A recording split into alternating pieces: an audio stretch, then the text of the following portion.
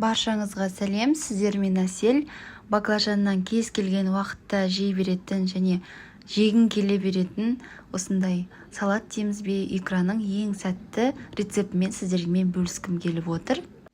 Қараңыздар, міне сулы болып шығады, осындай дәмді нанға жағып жей берсеңіздер болады. Тіпті құр өзін жесеңіздер де болады. Ең бастысы жасалу жолы оп-оңай. Кез келген адам жасай алады. Алдымен керек заттарым барлығын дайындап алдым. Барлығының мөлшерін видеоның астына жазып қоямын. Баклажандарыңыз орташа болғаны дұрыс. Қатты үлкен алмаңыздар. Болгар бұрышын қызыл және жуамды да дайындап алдым. Қызанақтың қызыл, піскен және етті сортын таңдап алғандарыңыз дұрыс. Сарымсақ және аскөк. Аскөкті әр адам өз қалауына қарай қосса да болады, қоспаса да болады. Дәміне еш әсер етпейді.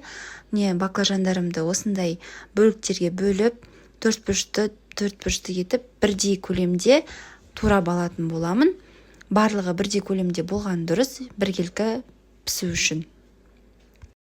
Біркелкі етіп туралған баклажандардың үстінен тұз сеуіп, барлық жеріне тұз баратындай етіп араластырып, бір жерге қойып қоямын.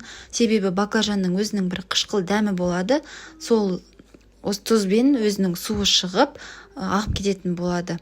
Осылайынан араластырып, біркелкі араластырыңыздар, барлық жеріне тұз баратындай етіп.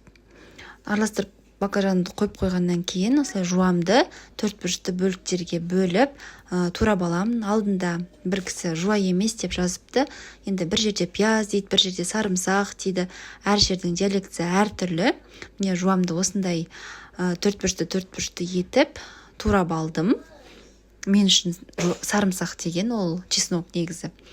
Тәтті болгар бұрышында дәл осылай етіп бөліктерге бөліп турап алдым. Қызанағымды да кубиктар дейді ғой, кубиктарға бөліп осылайынан турап аламын барлығын. Менің басқа да жаңа рецепттерімді жіберіп алмас үшін каналыма кіріп тіркеліп алуды ұмытпаңыздар. Әртүрлі құпиясыз рецепттермен сіздермен бөлісіп отыратын боламын. Әр апта жаңа рецепттер шығып отырады. Ал енді қызып тұрған майдың үстіне жуанын салып жақсылап қуыратын боламыз. Майымыз міндетті түрде қатты қызып тұрған болуы қажет. Және майдың мөлшері видеоның астында жазып кеткен мөлшерде құюларыңыз керек. Атылып кетпеудің бір себебі сол майдың мөлшеріне де байланысты. Осылайынан жуамызды прозрачный болғанға дейін астын күйдірмей араластырып отырып қуыратын боламыз. Қарап көрсеңіздер, кішкене сарғыш түске еніп, прозрачный бола бастаған кезде үстінен қызанағымызды салып, жақсылап араластырып қуырамыз. Әрбір көкөністі салғаннан кейін жақсы қуырып алу қажет. Астыдан үстіге осылай көтере отырып, араластырып, кішкене қуырылуға қойып қоямыз.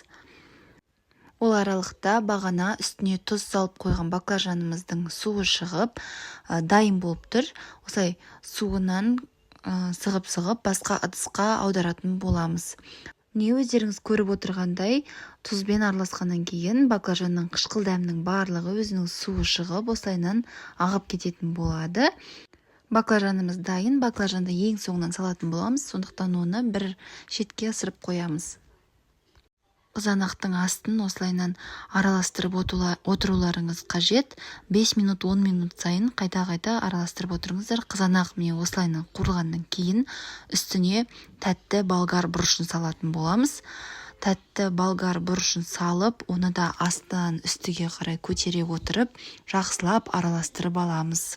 Барлығын жақсылап араластырып алғаннан кейін болгар бұрышымызды да қуырылғанша 5-10 минут сайын астын қозғап осылайынан араластыра отырып қуыратын боламыз.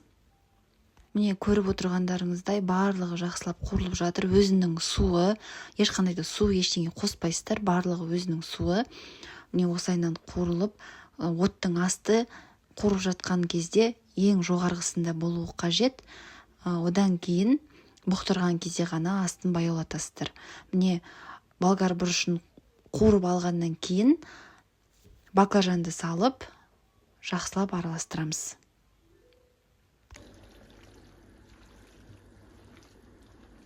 Отты орташаға қоюды ұмытпаңыздар, асты жабысып қалмас үшін. Осылайынан 10 минут сайын, әрбір 10 минут сайын араластырып отыруды да ұмытпаңыздар. Асты жабыспай жақсы бұқтырылатын болады. Қақпағын міндетті түрде жабу қажет. Міне көріп тұрғандарыңыздай бүлкілдеп, ақырындап бұқтырылып жатыр салатымыз. Енді осының үстіне сарымсағымызды, яғни чесногымызды салып, жақсылап араластырып аламыз. Міне осындай қоюлықта біздің икрамыз немесе салатымыз осындай қоюлықта болды. Осы этапта біз қантын, тұзын және дәміне қарай қара бұрышын салатын боламыз. Бірақ ең міндетті түрде айта кететін жағдай, еш нәрсе салмастан бұрын бірінші дәмін көріп алыңыздар.